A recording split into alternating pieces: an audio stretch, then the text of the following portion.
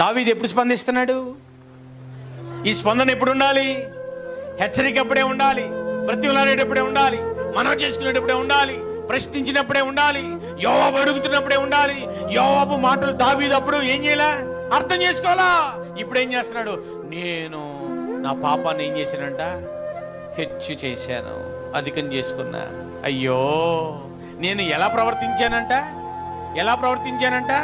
అవివేకంగా ప్రవర్తించా. ఎవరంటున్నారు? దావీదు అంటున్నాడు. మనం ఏమన్నా చెప్పినప్పుడు నాకు అర్థం కాలా, ఇప్పుడు అర్థం అవుతుంది. నువ్వు ఎప్పుడో చెప్పింది. ఈ ఏడుపు రాకమునిపై జాగ్రత్త పడదాం. ఖచ్చితంగా దావీదుకే ఈ ఏడుపు వస్తే అవివేకంగా ప్రవర్తించే ప్రతి ఒక్కరు ఏడవాల్సిందే. అవివేకంగా ప్రవర్తించే ప్రతి ఒక్కరు పశ్చాత్తాపడాల్సిందే.